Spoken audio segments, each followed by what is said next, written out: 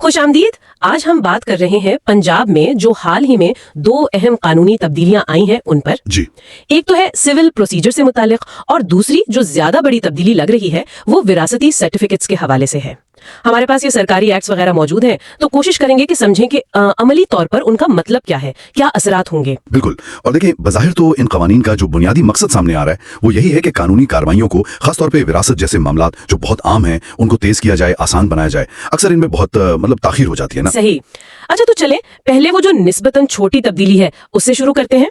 ज़ाब्ता दीवानी यानी सीपीसी वाली पंजाब तरमीम एक्ट 2018, उसमें क्या हुआ था? जी, वो 2018 वाली वो एक आप कह लें मुख्तसर सी तरमीम थी। बुनियादी तौर पे ना पहले एक नाम इस्तेमाल होता था, कोर्ट ऑफ स्मॉल कॉजेज। हाँ, सुना है। बस इस नाम को बदल दिया गया है। अब इसकी जगह है court of small claims and minor offences. अच्छा। जी, मकसद वही बताया गया है कि भाई छोटे दावों और जो मामूली नौयत के जराइम हैं उनके लिए इंसाफ जरा जल्दी हो, कार्रवाई बेहतर हो। ठीक, यानी नाम की तब्दीली से थोड़ी वजाहत आ गई दायरे कार में।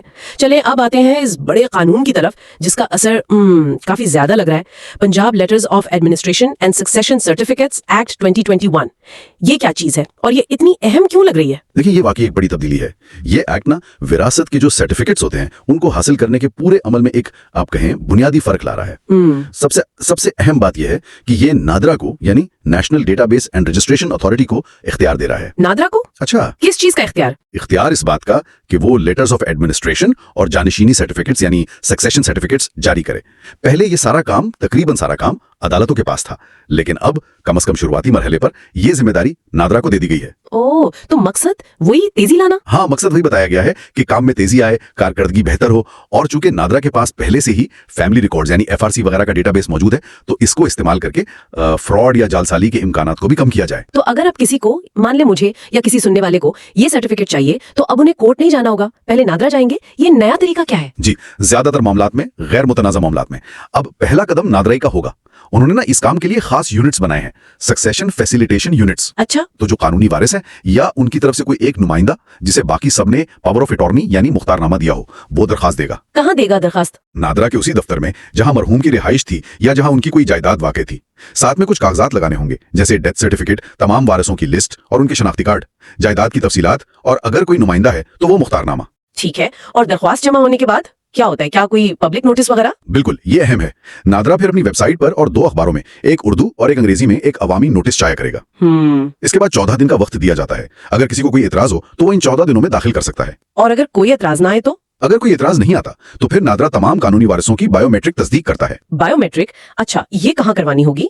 ये कहीं भी हो सकती है, पाकिस्तान में किसी भी नादरा सेंटर पर, या अगर कोई वारिस बाहर है तो बैरून मुल्क पाकिस्तानी मिशन या एम्बेसी के जरिए भी ये सहूलत मौजूद है। जबरदस्त, तो ये तो काफी आसान हो गया। जी, अगर तस्दीक कामयाब हो जाए तो बस नादरा सर्टिफिकेट जारी कर देगा। इस सर्टिफिकेट में तमाम कानूनी वारिसों के नाम होंगे और उनके हिस्से भी लिखे होंगे, जो भी उनका काबिल इतलाक शरई या कानूनी कानून है यानी पर्सनल लॉ, उसके मुताबिक। और इस सर्टिफिकेट की कानूनी हैसियत बिल्कुल वैसी ही होगी जैसी पहले अदालत से जारी होने वाले सर्टिफिकेट की होती थी। ये तो वाकई, अगर सारे वारिस मुत्तफिक हैं और कोई मसला नहीं तो अमल बहुत सीधा और तेज लग रहा है। जी, बज़ाहिर यही मकसद है। लेकिन हमेशा सब कुछ इतना सीधा तो नहीं होता ना। अगर कोई झगड़ा हो जाए, वारिस आपस में ना मान रहे हो या कोई वारिस नाबालिग हो, तब क्या होगा? हाँ, ये बहुत बहुत अहम सवाल है। कानून में सूरत हाल को फैक्चुअल कंट्रोवर्सी यानी हकायक पर मबनी तनाज़ा कहा गया है।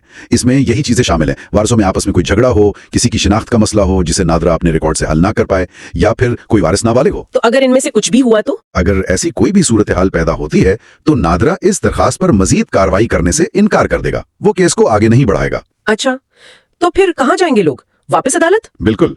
इस सूरत में फिर दरखास्त देने वालों को पुराने निजाम के तहत यानी सक्सेशन एक्ट 1925 के मुताबिक मुतालिका सिविल कोर्ट में असर-ए-नौ दरखास्त दायर करनी पड़ेगी। ओह, तो इसका मतलब ये हुआ कि जो पेचीदा या मुतनाज़ा केसेस हैं वो अब भी अदालत ही जाएंगे।